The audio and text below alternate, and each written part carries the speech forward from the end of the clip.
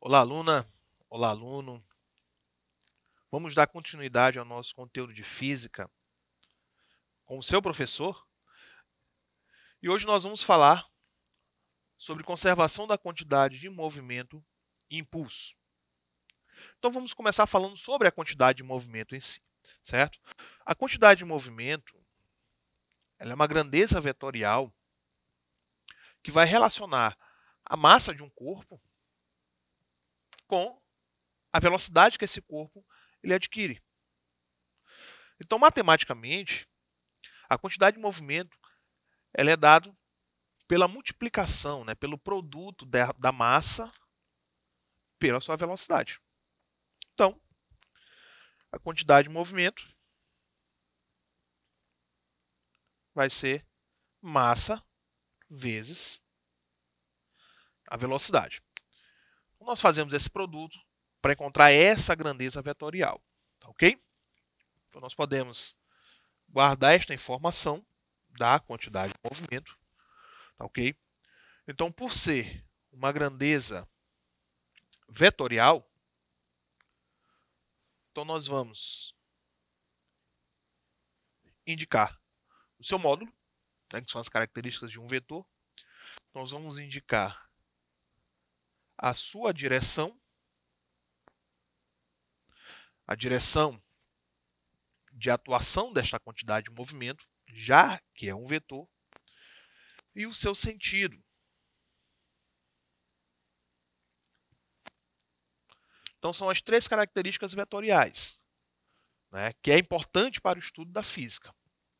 É o módulo, ou a intensidade, o módulo ou a intensidade, que vai nos dar o tamanho desse vetor, no caso, o nosso valor numérico desse vetor. A direção, que é a reta de orientação, pode ser horizontal, vertical ou na diagonal. E o sentido, que é para onde esse vetor aponta. Pode apontar para cima, para baixo, para a direita, para a esquerda, ou eu posso juntar duas dessas qualidades, dois desses sentidos, para poder a gente caracterizar um sentido que é no caso da direção diagonal. Nós vamos juntar, por exemplo, um vetor que aponta para a direita e para cima ao mesmo tempo. Certo?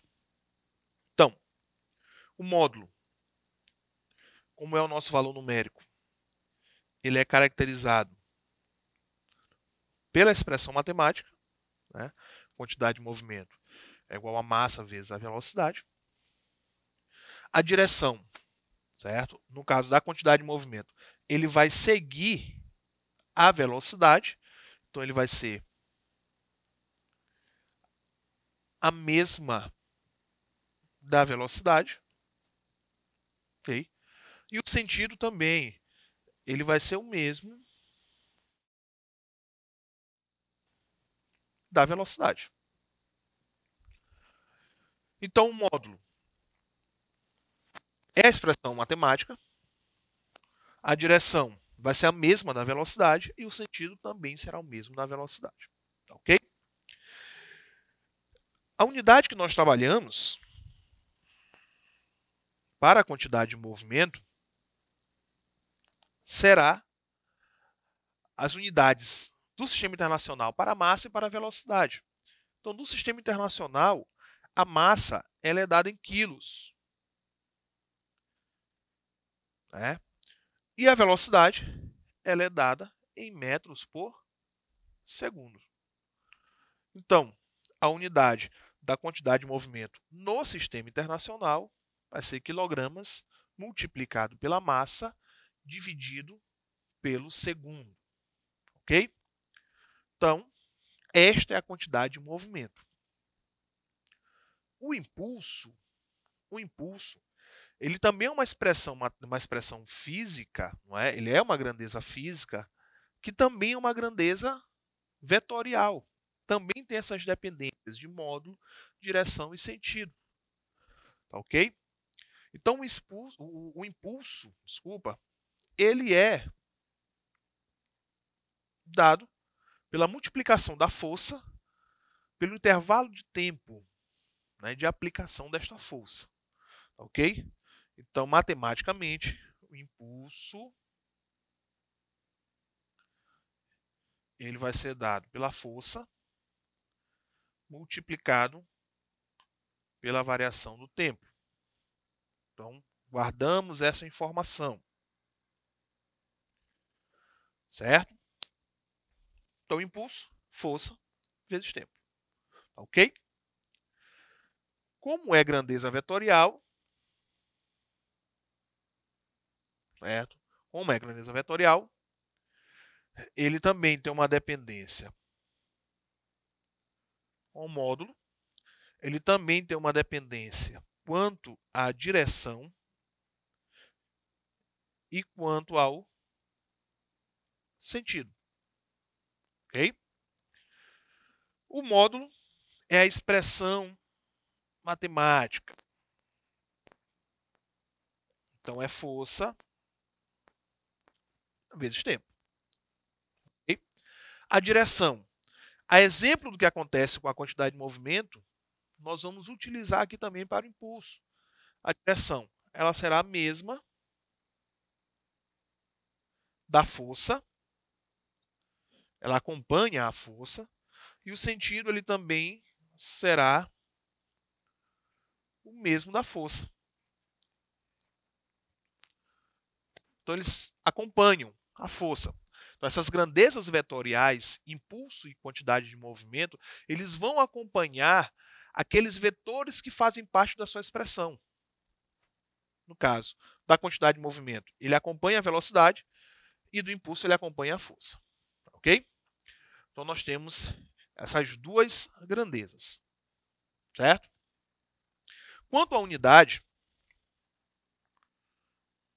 a unidade do impulso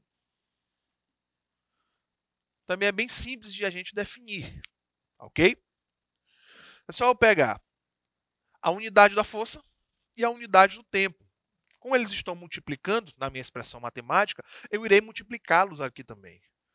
No caso, a força é dado em Newton e o tempo é em segundo. Então, a unidade de impulso é Newton vezes segundo. Tá ok? Então, muito simples. Essas duas primeiras grandezas físicas, certo? Que nós estamos estudando, né? Alguns estão relembrando, tá ok? Para que a gente consiga dar continuidade e chegar na conservação da quantidade de movimento, tá ok? Bom, o impulso, para a gente lembrar mais uma coisinha do impulso, o impulso ele também pode ser representado de uma forma gráfica, certo? Então, nós podemos definir um gráfico para o impulso. Então, é bem simples. Vem para cá. Então, o gráfico vai ser daquelas grandezas que estão relacionadas. Quais são as grandezas que estão relacionadas no impulso? É a força e o tempo. Então, nós vamos fazer um gráfico relacionando força e tempo. Então, nós temos o tempo na horizontal e a força na vertical, certo? Então, esse gráfico ele pode ser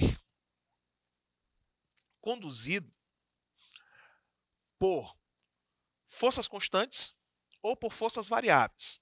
Independente se seja constante ou variável, a forma que nós vamos encontrar o impulso, ele será o mesmo. Ok? Então, vamos fazer aqui um gráfico qualquer, um gráfico hipotético. Então, um gráfico de uma força variável, por exemplo. Ok? Então, como é que nós encontramos esse impulso de uma força? Através do gráfico, seja constante ou variável. É bem simples. Eu vou limitar uma área dependendo dos tempos em que eu quero, tempo inicial e tempo final, e eu vou simplesmente calcular a área da figura formada abaixo do gráfico. Então, a figura que foi pintada ali é aquela que está abaixo do gráfico. Então, o que é feito? Vamos tirar a área da figura e nós vamos entender, né, matematicamente isso vai ser demonstrado, que a área da figura ela vai ser numericamente, lógico, igual ao impulso. Então é muito simples. Basta fazer a área da figura. Fazendo a área da figura, nós encontramos o impulso. Tá, ok? Então o impulso ele é força vezes tempo. Mas se aparecer em forma de gráfico, é muito simples. Não precisa de desespero. Basta eu limitar a área do gráfico, certo? Extrair a área desse gráfico e numericamente a área desse gráfico será igual ao impulso. Ok? Dando continuidade. Então, nós já sabemos o que é quantidade de movimento, né? Já lembramos o que é quantidade de movimento, já sabemos o que é impulso, né? Já lembramos o que é impulso. Ok? Então, dando continuidade, nós vamos utilizar a segunda lei de Newton para poder a gente definir também algumas coisas aqui dentro desse conteúdo, certo? Então, pela segunda lei de Newton, vocês sabem, né, que a segunda lei de Newton é o princípio fundamental da dinâmica. Ok? Então, a segunda lei de Newton diz o seguinte, que a força resultante é igual a massa vezes a aceleração. Ok? Então, segunda lei de Newton, massa vezes a aceleração. Lembrando que a aceleração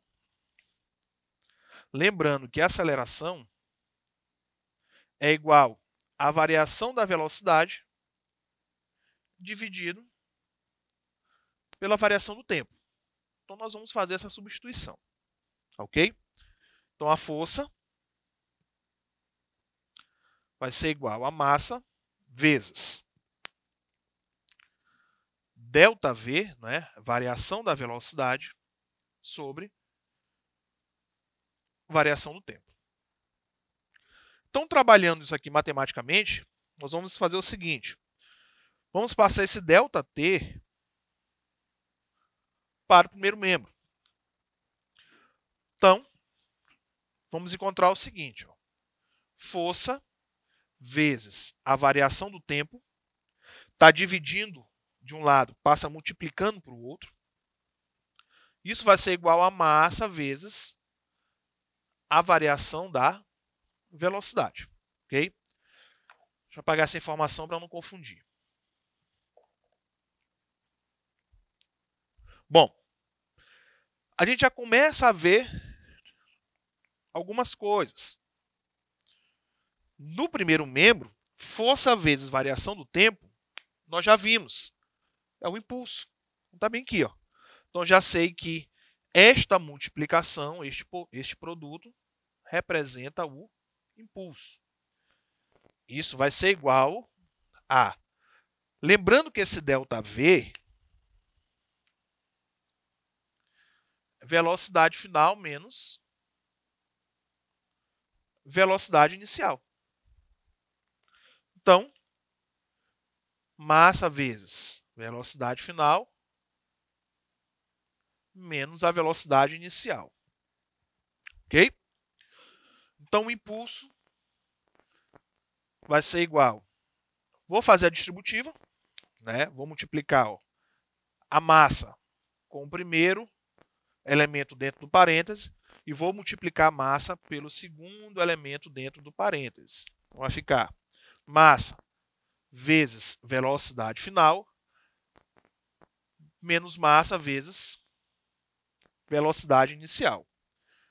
Então, tem algo que começa a aparecer aqui também. Né? Massa vezes velocidade, nós acabamos de ver que é quantidade de movimento. Então, neste caso, o impulso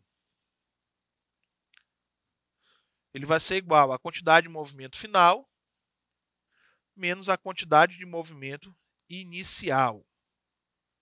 Ok? Ou, de uma forma mais abrangente,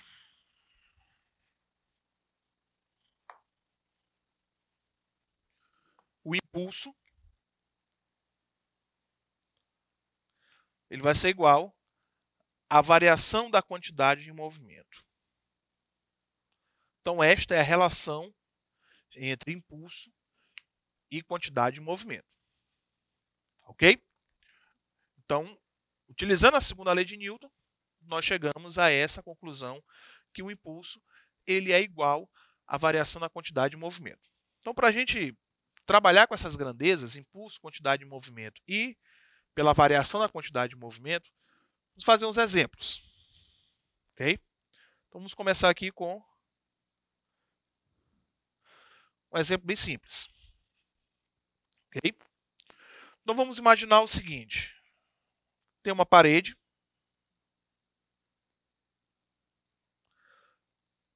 E tem uma bola.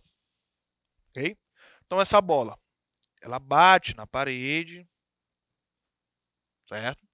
E depois, essa bola, né, ela retorna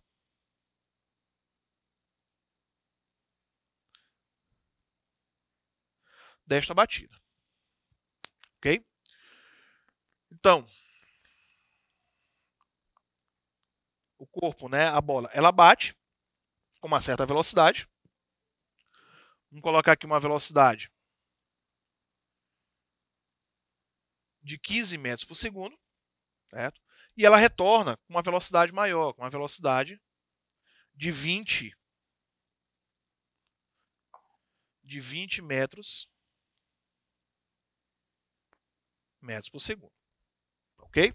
Então, eu vou chamar essa primeira aqui de velocidade inicial e a segunda de velocidade final. Ok? Vamos supor que esta massa, né, que essa bola, este corpo, tenha massa